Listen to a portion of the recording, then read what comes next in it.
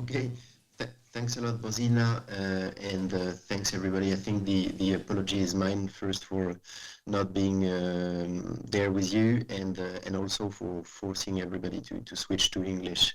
But again, thank you. Um, I'm very happy to share what we learned over the last 10 years. So as a first quick introduction, KiMSO is a French consulting company specialized in only impact evaluation. It's been 10 years of doing impact evaluation for clients or training entities to integrate impact measurement management practices in their day-to-day. It's around 500 impact evaluation done on many different sectors, but usually just for French clients.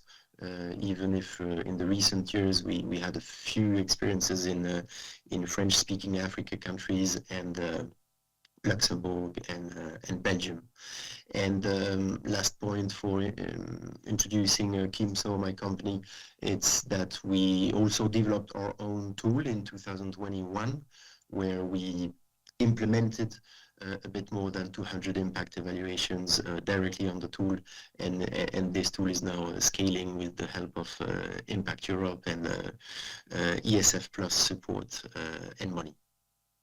So I was really interested with the conversation we had with Bozina, and yes, he asked me to try and reflect on a few learnings. So first, so two things. One, what we see are the reasons for the entities to measure the impact, and after that, a few takeaways. Reasons that we see our partners, clients measuring impact, we can divide it in two. First, the field entities, like the entities having projects, activities, programs, whether NGOs or social businesses. And usually we can really summarize their objective into two.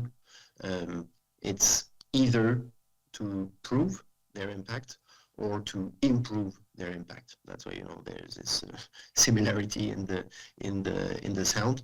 I think it's a good summary. You have interest to measure impact so that you're able to share information about the results, the changes on your stakeholders, what works, what doesn't work, and also, so that's for external, but also a lot for internal. Maybe it's not obvious at first sight, but it's very important, and usually people even stay in impact measurement because it helps them to improve the way they have success in the mission. So to understand their clients, understand their stakeholders, and improve little by little their activities. This summary also applies for another stakeholder, which are the investors or any entities that provide support, ecosystem builders. So these can measure a little bit more than an entity who's working in the field. Usually these entities, ecosystem-based entities, can measure two different things. The first thing is that they can measure their direct impact. For example, an investor can measure its impact on investees, what it made in terms of change beyond just finance, just money. Did it, help provide support that resulted in significant changes beyond just money again? So that their direct impact, and they can again do it either for proving their impact or improving their impact. But they also usually try and measure something else, which is their indirect impact, the impact of their ecosystem, of the ecosystem that they're helping with finance or other types of support. And here it's sometimes a little bit harder because you need to, bring to the ecosystem the ways to measure their impact. And usually it's indicators, co-working on common indicators, even though nobody measures just on standardized indicators, but maybe at the ecosystem level, defining together a few indicators that everybody's going to measure, and sometimes bringing a tool and trying to gather data that makes sense for everybody. So these have another layer beyond their just improve approach on their direct impacts. They have indirect impacts, and they usually try and measure it.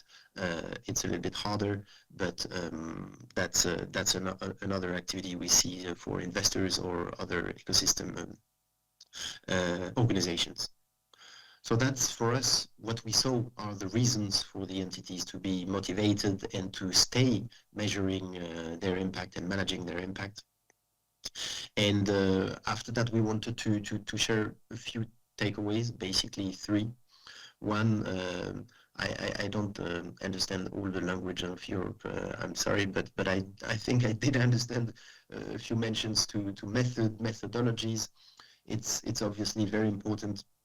We do have a feeling, after working on different ones, that there is a consensus building in Europe around the theory of change, indeed, Bozina.